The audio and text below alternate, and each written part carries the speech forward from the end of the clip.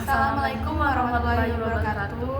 Perkenalkan, kami dari kelompok 9. Nah, di sini kami ingin menjelaskan salah satu hasil kerja untuk proyek akhir kami yang berjudul Sistem pencatatan nomor antrian dan pembayaran pada klinik Dr. Rizky.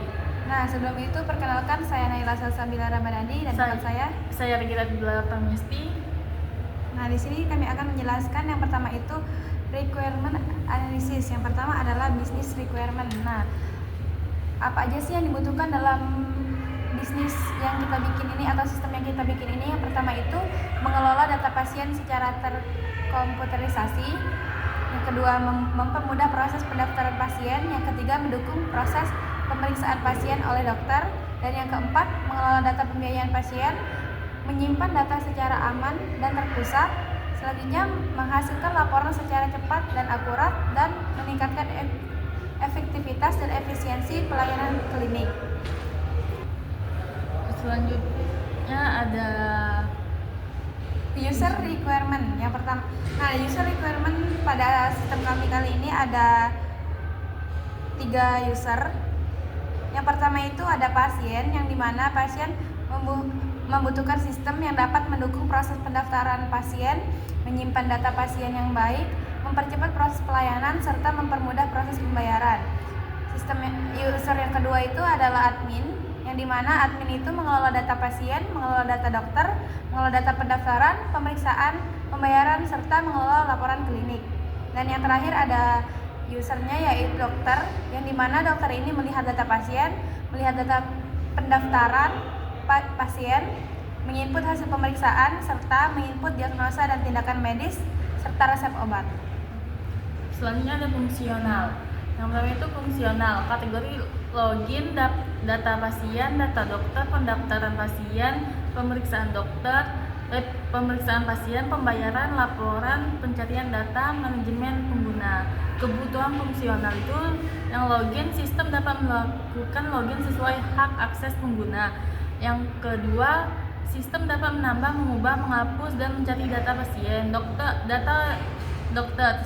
Kebutuhan fungsionalnya, sistem dapat mengolah data dokter. Yang keempat, pendaftaran pasien. Sistem dapat mencatat dan mengelola data pendaftaran pasien. Pemeriksaan pasien, sistem dapat menyimpan data hasil pemeriksaan, diagnosa, dan tindakan medis. Yang keenam, ada pembayaran, sistem dapat mengelola transaksi pembayaran pasien. Yang ketujuh, ada laporan, sistem dapat menampilkan dan mencetak laporan. Yang ke-8 ada pencarian data, sistem dapat melakukan pencarian data pasien, dokter, dan pemeriksaan dengan cepat. Yang ke-9 ada manajemen pengguna, sistem dapat mengatur hak akses admin, dokter, dan kasir. Non fungsionalnya ada keamanan, itu ada kebutuhan non fungsional itu sistem menggunakan username dan password serta hak akses pengguna. Ada kinerja, sistem mampu memproses dan menampilkan data dengan cepat. Ketiga, ada keandalan, sistem dapat berproses dengan stabil dan menimilkan kesalahan. Ada kemudahan pengguna, sistem memiliki tampilan yang mudah dipahami dan digunakan oleh pengguna. Ketersediaan, sistem dapat digunakan selama jam operasional klinik berlangsung. Keenam, ada pemeliharaan, sistem mudah diperbaiki dan dikembangkan apabila diperlukan perubahan atau penambahan fitur. Yang ketujuh, ada integritas data. Data yang tersimpan tetap konsisten dan terjaga keakuratannya. Nah, di sini ada flow chart. Nah, selanjutnya itu ada flow chart, yang dimana seperti pada laporan kami. Nah, di flow chart kami itu ada 4 user. Ada pasien, petugas administrasi, dokter, serta sistem. Yang dimana sistem itu ada database pasien, antrian, pemeriksaan, serta pembayaran. Nah, di pasien itu seperti alur pada diagram kami yang pertama itu pasien datang ke klinik. Selanjutnya oleh admin registrasi pasien atau cari data pasien karena masih menggunakan manual, jadi harus mencari dulu data pasien lama. Selanjutnya input data pasien oleh admin, membuat nomor antrian dan simpan data antrian dan panggil pasien sesuai nomor antrian. Selanjutnya penerimaan nomor antrian oleh pasien. Nah, untuk selanjutnya silakan lihat di laporan kami untuk alur sistem yang kami rancang. Selanjutnya ada IRD atau Entity Relationship Diagram.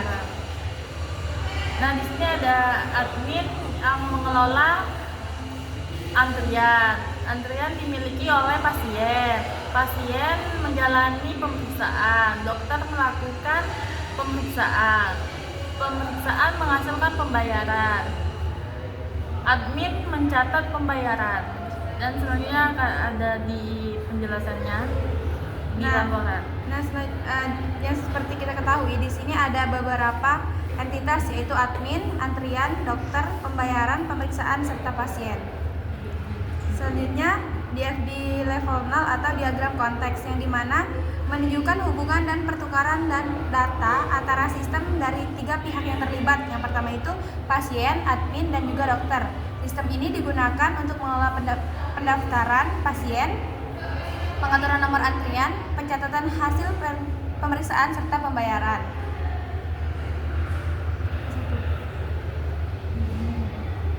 Di sini ada level 1 yang dimana itu ada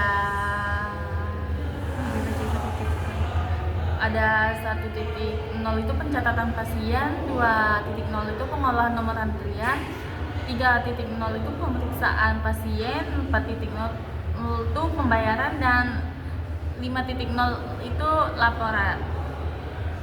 Nah, dari 1.0 ke 2.0 itu data pasien terbaru. Sedangkan 2.0 ke 3.0 itu data pasien sesuai antrian. Selanjutnya 3.0 ke 4.0 yaitu data tagihan atau biaya, dan 4.0 ke 5.0 itu data transaksi dan pembayaran.